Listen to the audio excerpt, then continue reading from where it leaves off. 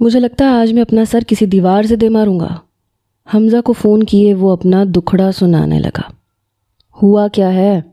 حمزہ bed پہ نیم دراز لیٹا اس کے رونے سن رہا تھا۔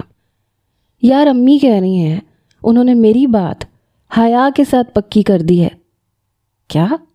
حمزہ اپنی جگہ پہ اٹھ کے بیٹھ گیا۔ جی، اب بتاؤ کیا یہ مرنے کا مقام ہے یا نہیں؟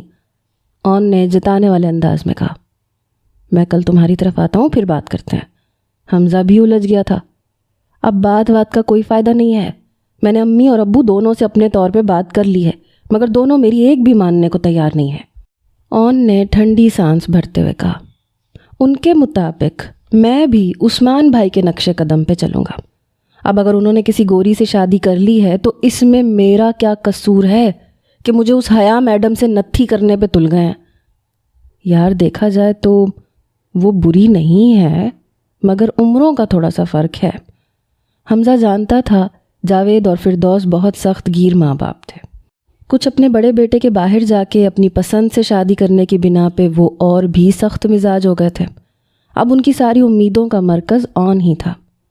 تھوڑا فرق۔ حمزہ کی بات پر وہ گھٹی گھٹی آواز میں چیخا، یار میرا مطلب ہے حمزہ سے بات بنانی مشکل ہو گئی۔ 5 سال کا فرق تجھے تھوڑا لگتا ہے؟ میں اسے باقی عمر کی کزنز کی طرح ہی عزت دیتا ہوں۔ 5 سال بڑی ہے وہ مجھ سے۔ یار لوگ 10 سال بڑی عمر کی عورتوں سے شادی کر لیتے ہیں، تیرے سے 5 سال ہضم نہیں ہو رہے۔ جواباً اون نے غصے میں فون بند کر دیا۔ حمزہ پیشانی مسل کے رہ گیا۔ اس کا واویلا غلط نہیں تھا اگر وہ خود کو اس کی جگہ پہ رکھتا۔ انسان اپنی شریک حیات اپنے سے بہت چھوٹی نہ سہی مگر کچھ تو چھوٹی کی خواہش کرتا ہے، یا کم از کم ہم عمر تو ہو۔ حمزہ اور اون بچپن سے دوست تھے۔ اب تو دونوں کا یہ حال تھا کہ وہ دونوں ایک دوسرے کے گھر کے فرد ہی شمار ہوتے تھے۔ اگلے دن حمزہ اون کے گھر پہنچا تو اسے پتہ چلا کہ کل رات سے اس نے بھوک ہڑتال کی ہوئی ہے۔ اون اس طرح سے ہٹ دھرمی اور غصہ دکھانے سے کچھ نہیں ہوگا، تھوڑا خود کو ٹھنڈا رکھو۔ حمزہ برا پھنسا۔ اسے نہ سمجھاتا تو اس کے ماں باپ کی نظر میں برا بنتا، اور اب جب سمجھا رہا تھا تو اون کی نظر میں برا بن رہا تھا۔ کیسے ٹھنڈا رکھوں خود کو؟ تم یہ بتاؤ، یہ ٹھنڈا رہنے والا وقت ہے؟ ایسے تو آج کل لڑکیوں کے ساتھ کوئی نہیں کرتا، میں لڑکیوں سے بھی گیا گزرا ہوں۔ اون کا صدمہ کم ہونے میں نہیں آ رہا تھا۔ کچھ حل نکالتے ہیں، تم یوں دل چھوٹا مت کرو۔ دوسری کرسی پہ حمزہ بیٹھ گیا۔ اب کچھ نہیں ہو سکتا سوائے اس کے کہ میں اس وقت گھر سے غائب ہو جاؤں۔ یار تو صبر تو کر، ایک خیال آیا ہے میرے ذہن میں، لیکن تو ٹھنڈا ہو کے سوچے گا تو بتاؤں گا۔ حمزہ نے تھوڑی پہ ہاتھ پھیرتے ہوئے کہا۔ ایک ہاتھ اون کے بازو پہ دھرا تھا۔ بتاؤ، وہ بیزار لہجے میں بولا۔ ایسے نہیں، دماغ ٹھنڈا رکھ۔ حمزہ نے پھر سے کہا۔ اب کیا فریزر میں جا کے بیٹھ جاؤں یا برف سر پہ رکھ لوں؟ ٹھنڈا ہی ہے، وہ کوفت بھرے لہجے میں بولا۔ حمزہ کا کہا بلند ہوا۔ تم حیا سے خود بات کر کے دیکھو، شاید وہ بھی اپنے گھر والوں کی وجہ سے مجبور ہو، اور اگر اس نے ابو کو بتا دیا تو بس پھر جو نکاح چند دن بعد ہونا ہے وہ کل ہو جائے گا۔ اون نے چڑ کے کہا۔ یار تم مل لو اس سے، میں یہ نہیں کہہ رہا کہ صرف فون پہ بات کرو۔ حمزہ نے پھر سے اپنی بات پہ زور دیا۔ تم بہرحال اس سے مل کے بات کرو، اس کی رائے پتہ کرو۔ اگر وہ با اعتماد ہے تو یقیناً تمہاری اس رشتے کے لیے ناپسندیدگی دیکھ کے انکار کر دے گی، مجھے امید ہے۔ حمزہ کے مشورے پہ اس نے لمحہ بھر اس کی جانب دیکھا، جیسے کہہ رہا ہو مروائے گا تو نہیں۔ ٹھیک ہے، یہ بھی کر کے دیکھ لیتے ہیں۔ اون نے حامی بھری۔ حمزہ کے مشورے پہ عمل کرتے ہوئے اس نے اگلے دن حیا کا نمبر ڈائل کیا۔ السلام علیکم، نہایت مہذب انداز میں اس نے سلام کیا۔ وعلیکم السلام، میں اون بات کر رہا ہوں۔ جی مجھے پتہ ہے آپ کا نمبر، پچھلے 7-8 سال سے یہ آپ کے نام سے ہی سیو ہے۔ ان سب کے پاس ایک دوسرے کے نمبرز موجود تھے، لہٰذا گھبراہٹ میں اپنا نام بتا کے اس نے انتہائی بے وقوفی کا ثبوت دیا تھا۔ مجھے آپ سے کچھ ضروری بات کرنی ہے اور اس کے لیے مجھے کہیں باہر ملنا ہے۔ حیا نے چونک کر موبائل کان سے ہٹا کے ایسے موبائل کو دیکھا جیسے موبائل سے اس کی تصویر نظر آ رہی ہو۔ ملنے کی کوئی خاص وجہ؟ اس کے اس سوال پہ وہ چڑا۔ ہاں، آپ سے اسٹاک ایکسچینج کی ابتری کے متعلق بات کرنی ہے۔ اون کی بات پہ وہ ہولے سے مسکرائی. اتنی سیر حاصل گفتگو آپ میرے گھر پہ آ کے بھی کر سکتے ہیں. کچھ وجہ تو اسے سمجھ آ گئی تھی مگر جان بوجھ کے اسے چڑھا رہی تھی.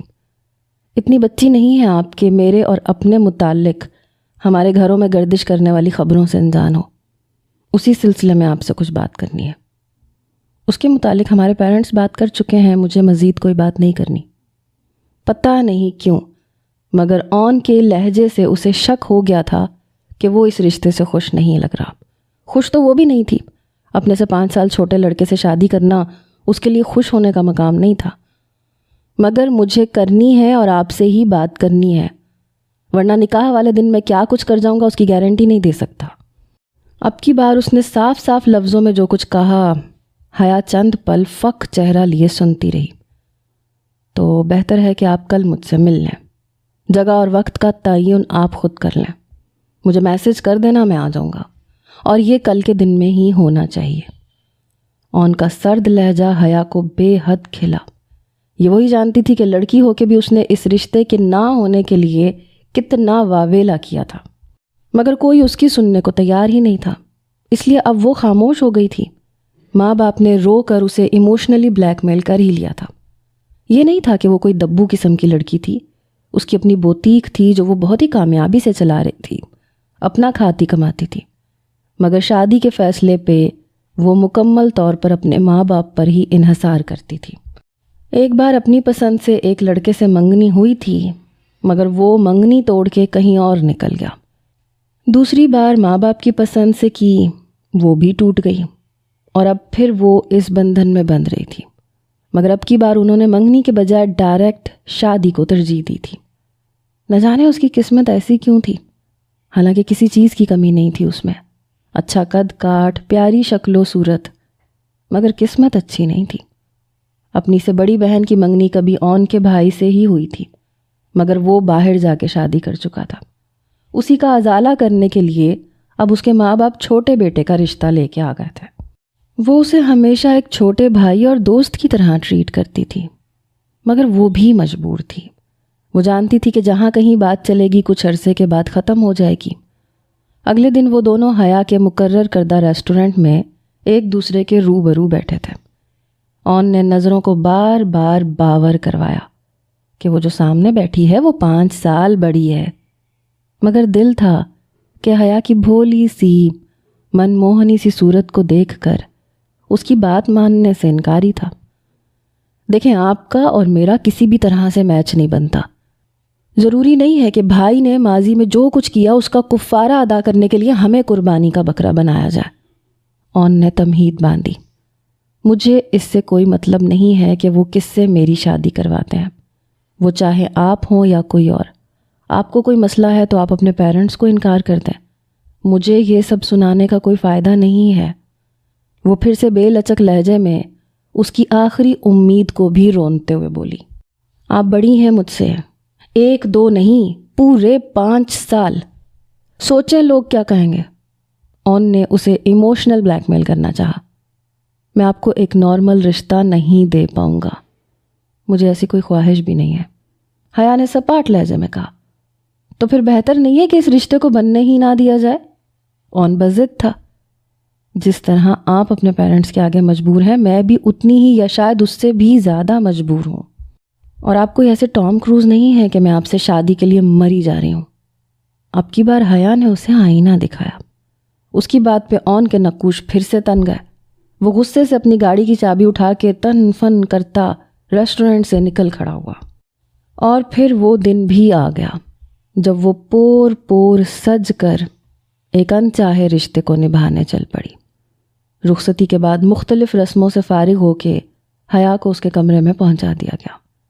حیا بیڈ پہ بیٹھی تھی, ایک ایک چیز کا معائنہ کر رہی تھی. سائڈ ٹیبل پر ایک جانب لیمپ اور ایک جانب اون کی تصویر تھی. بلا شبہ وہ بے حد وجیح تھا. حیا کا دل ایک لمحے کو اس کی مسکراتی تصویر دیکھ کے دھڑکا. گھنہرے بال, گہری کالی آنکھوں پر گھنہری پلکیں سایہ فگن تھیں, چوڑی روشن پیشانی, ستواں ناک اور تیکھے نقوش.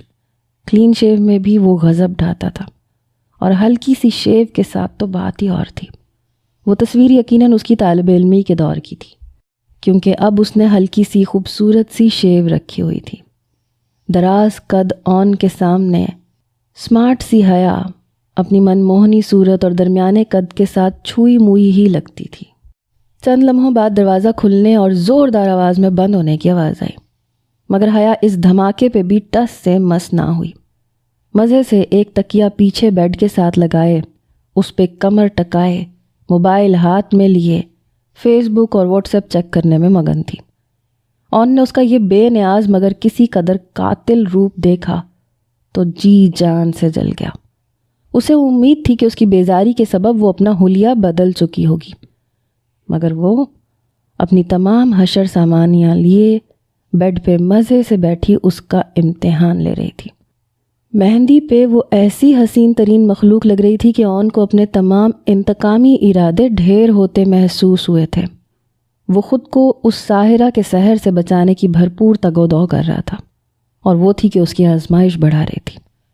غصے سے شیروانی اور کلا بیڈ پہ اس کے پاؤں کے پاس پھینکنے کے انداز میں اچھالا۔ حیا نے تیکھی نظروں سے اس کے انداز دیکھے، جو اب دوسری جانب موجود سائڈ ٹیبل پہ جھکا کچھ ڈھونڈ رہا تھا۔ تھوڑی دیر بعد ایک پیپر اور قلم لیے وہ اس کی جانب بڑھا۔ اس کی دوسری جانب بیٹھتے غصے سے حیا کے سجے سنورے روپ کو دیکھا۔ میری طرف سے پوری رات ایسے بیٹھو، مجھے کیا، مجھے اس پہ سائن چاہیے، وہ تل ملا کے بولا۔ حیا نے اس کے ہاتھ سے پیپر لے کے ایک نظر دیکھا۔ وہ اجازت نامہ تھا، دوسری شادی کا۔ اس کے چہرے پہ ایک سایہ سا لہرایا۔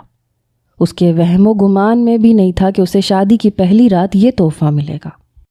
یہ آپ کی منہ دکھائی ہے اور میری آزادی کا پروانہ۔ اسے خاموش دیکھ کے آن نے دل جلانے والی مسکراہٹ چہرے پہ لاتے ہوئے اس پہ چوٹ کی۔ حیا نے ایک گہری سانس لی، پین کے لیے ہاتھ اس کی جانب بڑھایا۔ اب کی بار حیران ہونے کی باری آن کی تھی۔ وہ سمجھ رہا تھا کہ وہ واویلا کرے گی، روئے گی کہ ایسا مت کرو، مگر اس کا پرسکون چہرہ اسے اور بھی غصہ دلا گیا۔ پین دیں۔ جب اس نے کچھ دیر پین اس کی جانب نہیں بڑھایا تب حیا نے اپنی پرسکون نگاہیں اس کی جانب کی۔ آن نے خاموشی سے اسے پین دے دیا۔ حیا نے تیزی سے سائن کیے۔ بس اتنی سی بات۔ بڑے سکون سے اس نے پیپر واپس کرتے چہرے پہ دلکش مسکراہٹ سجائے اس کی جانب دیکھا۔ آن نے جھپٹنے والے انداز میں پیپر واپس لیے۔ وہ اتنی پرسکون کیوں تھی اسے سمجھ نہیں آ رہی تھی۔ حیا آپ کی بار مزے سے کچھ گنگناتی ہوئی ڈریسنگ ٹیبل کے پاس آئی، اپنی جیولری اتار کے سلیقے سے رکھی۔ آئینے میں نظر آتے آن کے عکس کو دیکھا جو اب حیران پریشان سا بیٹھا تھا۔ پھر وہی پیپرز دراز میں پھینکنے والے انداز میں ڈال کے دھپ دھپ کرتا وارڈروب سے کپڑے نکال کے واش روم کی جانب بڑھ گیا۔ اپنی ناقدری پر ایک آنسو حیا کی آنکھوں کے گوشے پہ ٹھہرا، جسے بے دردی سے اس نے صاف کر کے خود کو مضبوط بنایا۔ جو بھی تھا آخر تو وہ ایک لڑکی ہی تھی، نرم گداز دل رکھنے والی، جس کی چند خواہشات بھی تھیں، مگر آن نے جس طرح سے اس کی ذات کی نفی کی تھی وہ اس کی خواہشوں تک کیسے رسائی حاصل کرتا۔ جیسے ہی آن باہر آیا، حیا اپنی چیزیں سمیٹ کے اپنے کپڑے لیے واش روم میں بند ہو چکی تھی۔ باہر آئی تو وہ مزے سے بیڈ پہ لیٹا تھا، کمرے کی لائٹس آف ہو چکی تھیں۔ حیا بھی آہستہ سے چلتی ہوئی بیڈ کی دوسری جانب آ کے بیٹھ گئی۔ یہاں ہرگز نہیں سوئیں گی آپ، وہ غصے میں پھر سے بھڑکا۔ اب یہ کمرہ میرا بھی ہے، فضول میں سینٹی ہو کے میرا دماغ خراب مت کرنا۔ مزے سے اس کے غصے کی پرواہ کیے بغیر وہ تکیہ درست کر کے لیٹ چکی تھی۔ وہ بھنا کے اٹھا، ادھر صوفے پہ جا کے لیٹو چلو، بے دردی سے اس کا کندھا ہلا کے کہا۔ اب کی بار وہ بھی غصے میں اٹھی۔ میرا خیال ہے اب میں آنٹی اور انکل کے کمرے میں ہی جا کے سو جاتی ہوں۔ دوپٹہ اپنے کندھوں پہ درست کرتی وہ اٹھی۔ فضول کا ڈرامہ کرنے کی ضرورت نہیں ہے، میں آپ کو پہلے ہی اپنی ناپسندیدگی سے آگاہ کر چکا تھا، پھر یہ سب یوں نارمل انداز میں آپ کیسے کر سکتی ہو؟ اس نے اب اپنا اصل مسئلہ بیان کیا۔ اور میں نے بھی آپ کو بتا دیا تھا کہ یہ ناپسندیدگی آپ کی جانب سے ہے۔ مجھے اپنے ماں باپ کی بات کا مان رکھنا تھا، سو میں نے رکھ لیا۔ اپنے مسئلے کا حل آپ خود ڈھونڈیں۔ کندھے اچکاتی ہوئی وہ واپس اپنی جگہ پہ بیٹھ گئی۔ دوسری شادی کی اجازت بھی دے دی ہے، اور کیا چاہیے آپ کو؟ سر دوبارہ تکیے پہ رکھا۔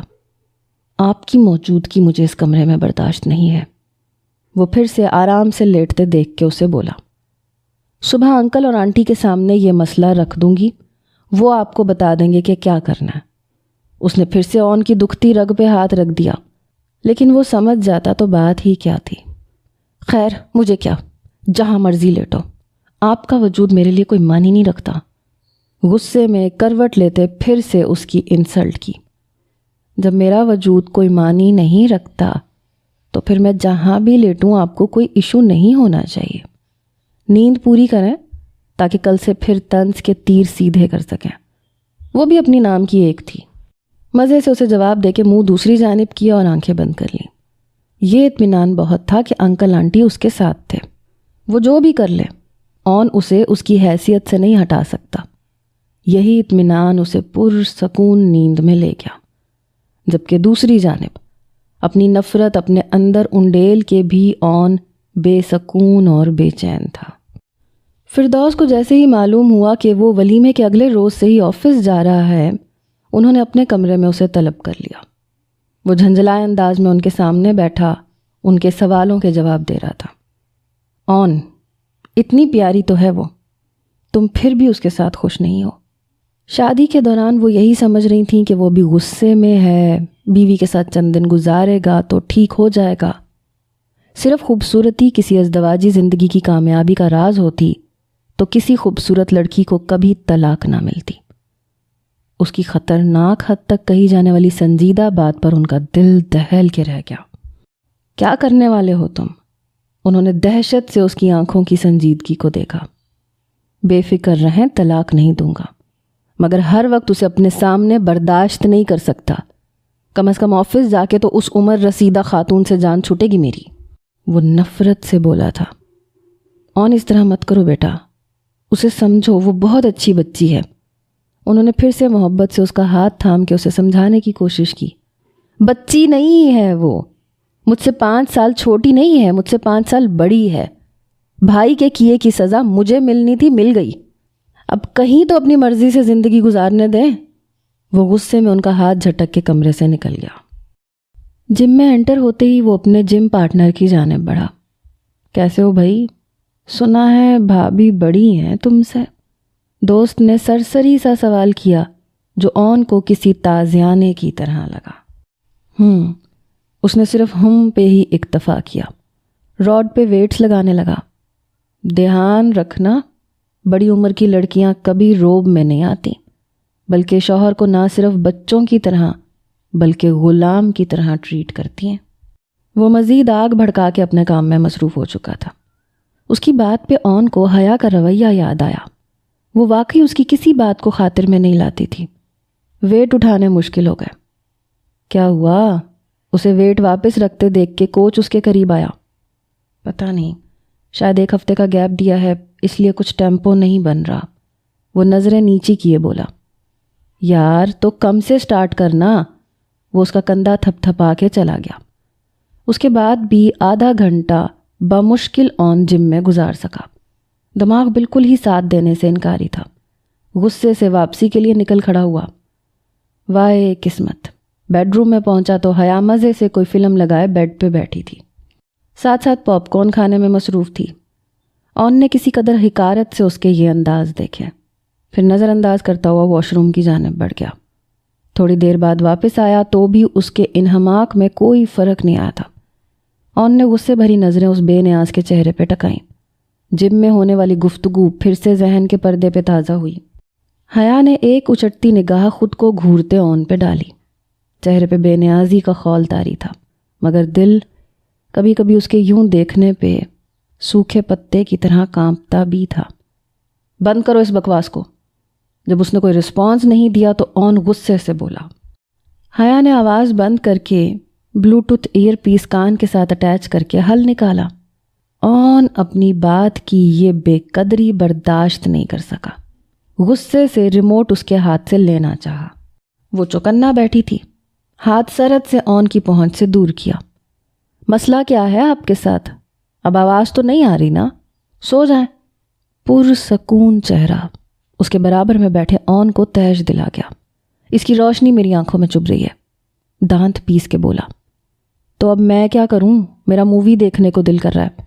آپ یہ کشن اپنی آنکھوں پہ رکھ لیں۔ ایک اور حل، پھر سے اسے بچوں کی طرح ٹریٹ کیا تھا۔ اسے بند کرو نہیں تو میں یہ LED توڑ دوں گا۔ انگلی اٹھا کے وارننگ دی۔ یہ تو میں بند نہیں کرنے والی، ہر وقت آپ کی بات مانتی جاؤں؟ وہ دو بدو ہوئی۔ کتنی باتیں مانی ہیں ابھی تک میری؟ اس نے سارا رخ حیا کی جانب کیا۔ کس رشتے سے ساری باتیں مانوں؟ ہمیں اچکا کے سوال کیا۔ او بس اتنا سا صبر کر سکیں، رشتہ بنانا چاہتی ہو؟ اون کی بات کی تہہ تک پہنچتے ساتھ ہی اس کا حلق تک کڑوا ہو گیا۔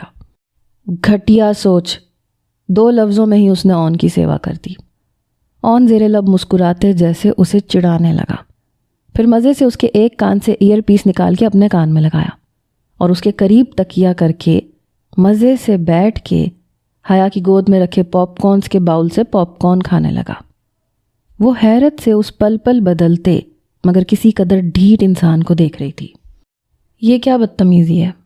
دوسری بار جب اس کا ہاتھ پاپ کارن کی جانب بڑھا تو اس نے باؤل پیچھے کرتے ہوئے اون کو گھورا، جو تھوڑی دیر پہلے آپ کر رہی تھیں۔ وہ مزے سے بولا، نگاہیں سامنے اسکرین پہ تھیں۔ ایئر پیس واپس دیں۔ اس نے ضبط کرتے ہوئے ہتھیلی اس کی جانب بڑھائی۔ مجھے بھی مووی دیکھنی ہے۔ اس کی شفاف ہتھیلی سے نظریں چراتے وہ مزے سے بولا، مگر مجھے مووی اکیلے دیکھنی ہے، آپ سوئیں۔ حیا نے گویا بحث ختم کی۔ کمرہ میرا، LED میری، نیند بھی میری، تو میری مرضی میں مووی دیکھوں یا سوؤں؟ وہ بھی اب بے نیازی کی انتہا پہ تھا۔ حیا نے غصے سے اس کی جانب دیکھا۔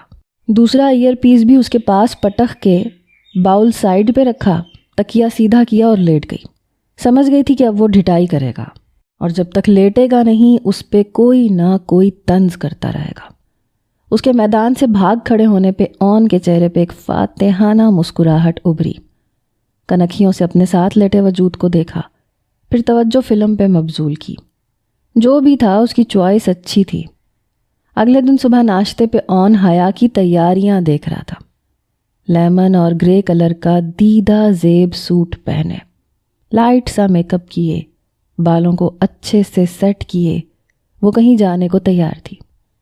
تیاری دیکھنے کے باوجود اس نے خاموش رہنا ہی مناسب سمجھا۔ اسے کیا، جہاں مرضی جائے۔ بیٹا، حیا کو اس کی بوتیک پہ ڈراپ کر دینا۔ اون کو اٹھتے دیکھ کے فردوس نے چائے پیتے ہوئے سرسری انداز میں کہا۔ کیا؟ کس خوشی میں؟ وہ یہ ایک دم بھڑکا۔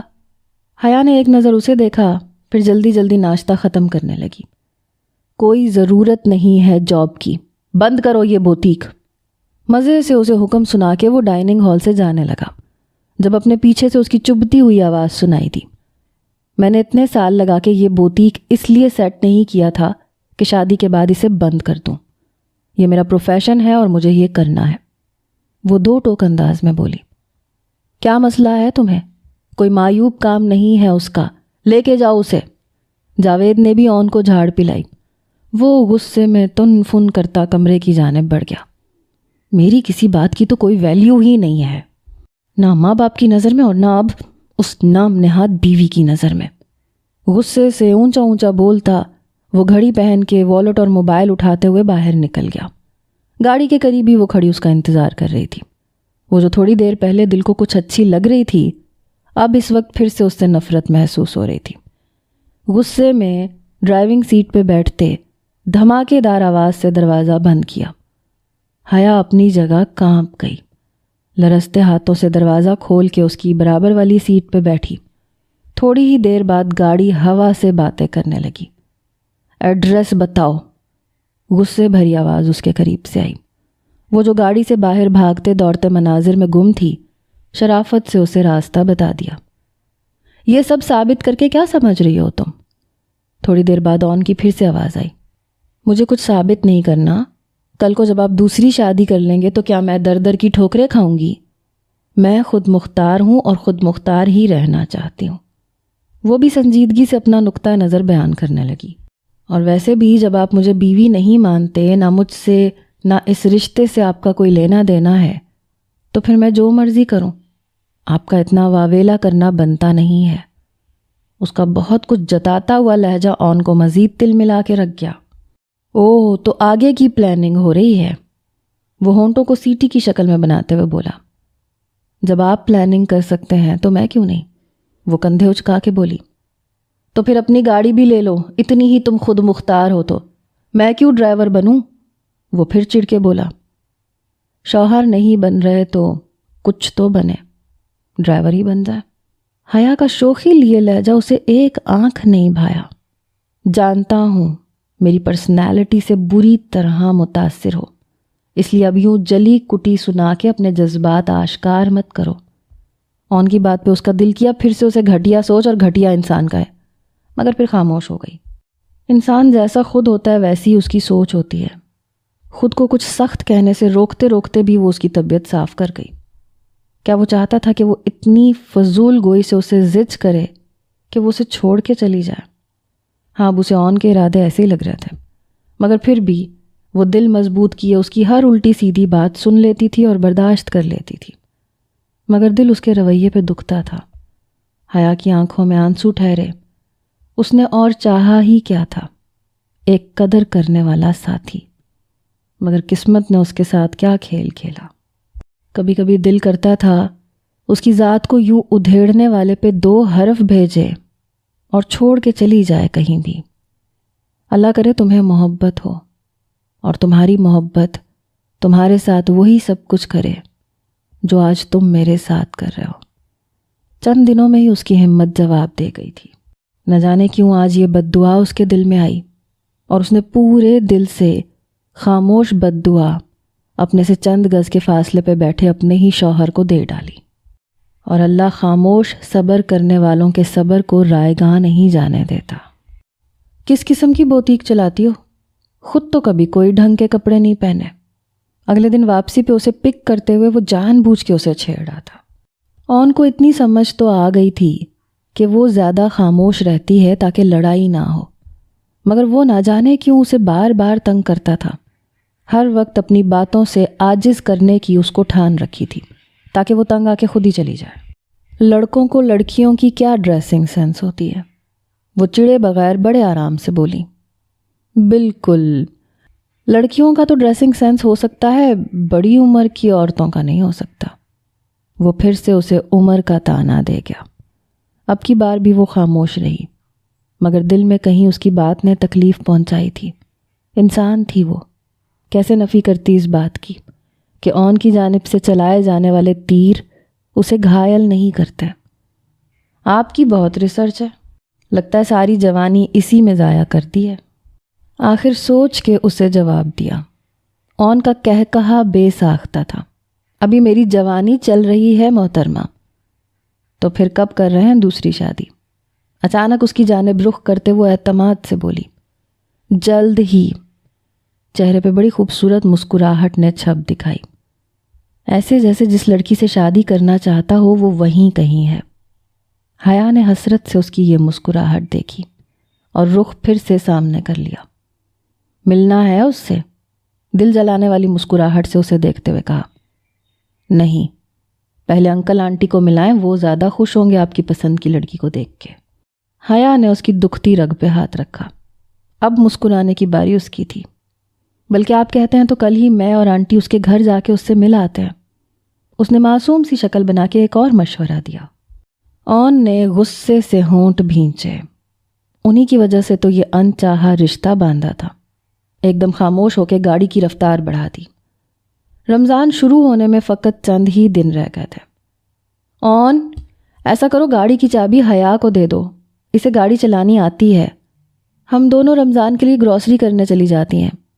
حیا جو دھلے دھلائے چہرے پہ کریم لگا رہی تھی، یکدم شیشے میں سے ماں بیٹا دونوں کو دیکھتے ہوئے اس کے ہاتھ تھمے۔ آن نے بھی گردن موڑ کے ایک نظر اسے دیکھا۔ ٹھیک ہے، میں اپنا بیگ پکڑتی ہوں، تم چابی لے کے آ جاؤ حیا۔ فردوس جلدی سے پروگرام طے کرتی ہوئی کمرے سے باہر نکل گئی۔ آن نے سائڈ ٹیبل پہ سے چابی اٹھائی۔ اب کہیں میرا غصہ میری گاڑی پہ نکال کے ادھر ادھر مت مار دینا، ویسے بھی اس عمر میں دکھائی اور سنائی کم دیتا ہے۔ آن نے ایک ابرو چڑھا کر اس پہ پھر طنز کیا۔ حیا نے ایک لمحے کو آنکھیں بند کر کے گہرا سانس کھینچا، جیسے اس کا طنز برداشت کر رہی ہو۔ آپ رہنے دیں، ہم کیب کروا لیں گے۔ بمشکل اس کے طنز پہ خود کو نارمل رکھتے ہوئے وہ دماغ کو اپنی جگہ پہ رکھتے ہوئے بولی۔ پہلی بار اپنے طنز پہ اس کے چہرے پہ لہرانے والا سایہ اون کو بھی برا لگا۔ جیسے اس کے پاس پڑا اپنا بیگ اٹھانے کے لیے جھکی، نہ جانے اون کے دل میں کیا سمائی، ایک دم اس کا ہاتھ تھام لیا۔ اچھا یار، مذاق کر رہا تھا، یہ لو لے جاؤ چابی۔ دوسرے ہاتھ سے اس کی ہتھیلی کو کھولتے ہوئے چابی اس کے ہاتھ میں رکھ دی۔ اس کے لمس نے عجیب سی تکلیف دی۔ بجائے خوشگوار احساس دینے کے، حیا نے غصے سے ہاتھ کو کھینچا۔ اون نے حیرت سے اس کا رد عمل دیکھا۔ آئندہ مجھے ہاتھ مت لگائیے گا، آپ کی زبان کے وار ہی بہت ہیں۔ ایک دم آنکھوں میں لہرانے والی نمی کو دیکھ کے اون دنگ رہ گیا۔ اس نے تو بہت عام سے انداز میں اس کا ہاتھ تھاما تھا۔ بیگ جھپٹنے کے انداز میں بیڈ سے اٹھاتی وہ تن فن کرتی کمرے سے باہر نکل گئی۔ اوہ، تو محترمہ کو میرا ہاتھ لگانا میری باتوں سے کہیں زیادہ برا لگا۔ اون کے دماغ میں ایک اور خیال ابھرا، چلو اب اور اسی طرح کے وار کے لیے تیار ہو جاؤ۔ انٹرسٹنگ۔ چہرے پہ شریر مسکراہٹ ابھری، آنکھیں شرارت سے چمکی۔ حیا کا تمام وقت دماغ سنسناتا رہا۔ اسی کی سیٹ پہ، اسی کی گاڑی میں بیٹھنا کسی امتحان سے کم نہیں تھا۔ نہ جانے کیوں آنکھیں بار بار بھر آتی۔ کیا وہ اتنی ہی بے وقت ہے؟ کتنی بڑی تھی؟ فقط 5 سال۔ وہ 26 سال کا تھا تو وہ 31 سال کی تھی، مگر وہ ہر وقت اسے ایسے بڑی عمر کا تانا دیتا تھا جیسے وہ 50 سال کی ہو۔ یا اللہ، کس مصیبت میں زندگی پھنس گئی ہے۔ اگلی صبح ناشتے کے دوران فردوس نے حیا کو اپنے ساتھ لپٹا لیا۔ امی ابو کو بہت سلام کہنا اور بس 2 دن میں واپسی کر لینا، میں بہت اداس ہو جاؤں گی۔ اون نے ناسمجھی کے انداز سے ساس بہو کے اس پیار کو دیکھا۔ جی ضرور، وہ محبت سے کہتی ہوئی ڈرائنگ روم سے نکل کے سیڑھیوں کی جانب چل پڑی۔ اوہ، تو یہ میکے جا رہی ہے۔ نہ جانے کیوں اون کو یہ جانتے غصہ آ رہا تھا، حالانکہ ان کے درمیان جو حالات تھے اس بنا پہ اس کا غصہ کرنا بنتا نہیں تھا، اور وہ یہ بات جانتا تھا، مگر پھر بھی نہ جانے کیوں غصہ آ رہا تھا۔ اس وقت چھوڑوں تمہارے گھر یا شام میں؟ آخر میں جب مین روڈ پر گاڑی ڈالتے اس نے کچھ نہیں بتایا تو اون نے لہجے کو سادہ رکھتے ہوئے پوچھا۔ نہیں، ابھی تو میں بوتیک جاؤں گی، وہاں سے شام میں ابا پک کر لیں گے۔ وہ بڑے آرام سے اپنا پروگرام بتا کے بولی۔ اون اندر ہی اندر عجیب گھٹن کا شکار ہو رہا تھا۔ اس کے اگلے 2 دن انتہائی بیزاری کے عالم میں گزرے۔ ہر کسی کو کاٹ کھانے کو دوڑا تھا، خاص کے کمرے میں آتے ہی عجیب وحشت ہونے لگتی تھی۔ پھر گاڑی کی چابی اٹھاتا بے مقصد آدھی رات تک باہر سنسان سڑکوں پہ گاڑی لیے پھرتا رہتا۔ اسے خود اپنی کیفیت سمجھ میں نہیں آ رہی تھی۔ ہر وقت دماغ میں حیا کی بات ہے، اس کا انداز، اس کا ہنسنا، اس کے آنسوؤں سے بھری آنکھیں گھومتی رہتی۔ کیا ہو گیا ہے؟ پاگل ہوں میں بھی؟ وہ خود کو بری طرح سے جھٹلاتا رہا کہ یہ چند دن اس کے ساتھ گزارنے کی وجہ سے ہے۔ ہر وقت اسے نیچا دکھانے کی وجہ سے وہ اس کے حواسوں پہ سوار ہو چکی ہے۔ مگر کچھ کیفیتیں ایسی ہوتی ہیں بے نام سی، جنہیں انسان محسوس کرتے ہوئے بھی محسوس نہیں کرنا چاہتا۔ جب دل شدت سے کسی ایک ہستی کی جانب کھنچ رہا ہو، جب ہر منظر اس کے بغیر ادھورا لگ رہا ہو، ہر رنگ بے رنگ لگے، تو وہ بے نام سی کیفیت محبت کے سوا اور کچھ نہیں ہوتی۔ مگر اون تو اسے اپنی زندگی سے نکالنے پہ تلا تھا، کجا کے اپنے دشمن سے محبت۔ بہت بار نفرت گہری محبت میں تبدیل ہو جاتی ہے، اور یہی کچھ اون کے ساتھ ہو رہا تھا۔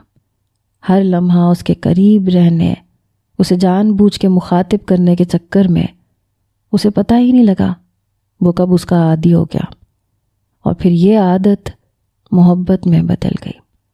مگر وہ اتنی آسانی سے حقیقت ماننے والوں میں سے نہیں تھا۔ آفس سے واپسی پہ جس لمحے وہ گھر میں داخل ہوا، حیا کی چہکتی آواز یوں محسوس ہوئی جیسے اس کے کانوں میں رس گھول گئی ہو۔ ساری بے چینی، اکتاہٹ، چڑچڑا پن لمحوں میں رفو چکر ہو گیا۔ کیا اب بھی خود کو جھٹلاؤ گے؟ دل نے گویا اس کی آنکھیں کھولنی چاہی، مگر وہ سختی سے اسے ٹپٹتا ہوا آگے بڑھا۔ سامنے ہی وہ دشمن جاں صوفے پہ بیٹھی پتہ نہیں کون سے قصے فردوس کو سنا رہی تھی۔ السلام علیکم، وہ سنجیدگی سے سلام کرتا ایک صوفے پہ ٹک گیا۔ اسے دیکھ کے حیا کی بولتی بند ہو چکی تھی۔ وعلیکم السلام، وہ زیر لب سلام کا جواب دے کے خاموش ہو چکی تھی۔ میرے کمرے میں چائے بھجوا دیں۔ دل تو نہیں کر رہا تھا کہ اس کے سامنے سے اٹھے، لیکن 2 دن کی ادھوری نیندیں بھی تو پوری کرنی تھی نا۔ اٹھ کے خاموش مگر کسی قدر گہری نظر اس پہ ڈالی اور اوپر چلا گیا۔ حیا کو اس کی نظروں کی تپش بری طرح محسوس ہوئی۔ سوچ رہا ہوگا پھر سے آ گئی ڈھیٹ۔ دکھ سے سوچتے ہوئے وہ اور بھی دل برداشتہ ہوئی۔ کب تک اس کی یہ بے رخی سہتی؟ آخر تو نازک مزاج رکھنے والی لڑکی تھی۔ وہ لمحہ بلمحہ اندر سے ٹوٹ رہی تھی، گھل رہی تھی، مگر وہ اپنے اندر ہونے والی توڑ پھوڑ کس کو بتاتی؟ سبھی تو اس کی زندگی کو پرفیکٹ سمجھ رہے تھے، ماں باپ سے کہتی یا انکل آنٹی سے۔ صبح سحری کے لیے حیا نے الارم لگا دیا تھا۔ جیسے ہی الارم بجا وہ فوراً سے اٹھ کے منہ ہاتھ دھونے چل پڑی۔ باہر آئی تو آن ویسے ہی بے سدھ پڑا تھا۔ ٹھنڈی سانس کھینچ کے الارم لگایا اور اس کے سرہانے رکھ کے باہر نکل آئی۔ سحری بنانے کے بعد فردوس کے کہنے پہ وہ آن کو جگانے کمرے میں داخل ہوئی تو وہ ویسے ہی سو رہا تھا۔ فوراً سے آگے بڑھ کے الارم چیک کیا تو وہ بج کے بند ہو چکا تھا۔ توبہ ہے کہ آج سارے گدھے گھوڑے بیچ کے سوئے ہیں حضرت، اٹھ ہی نہیں رہے۔ اب کی بار دوبارہ سے 1 منٹ کا الارم لگا کے خود بھی وہیں کھڑی رہی۔ آن جو سیدھے ہاتھ کی جانب کروٹ لیے لیٹا تھا، آنکھوں کی جھری سے اس کا جھنجھلایا ہوا روپ دیکھا۔ اس وقت وہ اتنی پیاری لگ رہی تھی کہ دل یوں ہی اسے دیکھتے رہنے کی ضد کرتا رہا۔ جب تک بازو سے پکڑ کے نہیں ہلاؤ گی میں نہیں اٹھوں گا۔ آن کی آواز پہ اس کے موبائل پہ الارم سیٹ کرتے ہاتھ ساکت ہوئے۔ اٹھ جائیں شرافت سے، اب اگر نہ اٹھے تو میں آنٹی کو بھیجوں گی، اس نے جل کے دھمکی دی۔ نخرے تو دیکھو جیسے میں کوئی بڑی چہیتی بیوی ہوں، اس نے دل میں جل کے سوچا۔ ٹھیک ہے بھیج دو، میں بھی کہہ دوں گا اس نے تو مجھے اٹھایا ہی نہیں تھا۔ وہ مزے سے اپنی سوچی سمجھی اسکیم شیئر کرنے لگا۔ کیا مصیبت ہے، اٹھیں، ٹائم نکل جائے گا سحری کا، چونچلے تو دیکھو، جھنجھلا کے بولتی آخری لفظ منہ میں بڑبڑا گئی۔ تو اٹھاؤ نا آ کے، وہ مزے سے کروٹ بدلتے ہوئے مسکراتے لہجے میں بولا۔ سحری کا ٹائم نکلنے کا ڈر نہ ہوتا تو کبھی اس کی بات نہ مانتی۔ غصے سے آگے بڑھ کے زور زور سے اس کا کندھا ہلایا۔ اچھا بس اب کندھا توڑنا ہے میرا؟ آن اپنی فتح پہ مسکراتا ہوا اٹھا۔ اللہ کرے دوسری شادی کے بعد ہر سحری پہ 8 پیرا روزہ رکھنا پڑے۔ غصے سے اسے بد دعا دیتی وہ کمرے سے نکل گئی۔ آن کے کہے نے کمرے سے نکلتے وقت اس کا پیچھا کیا تھا۔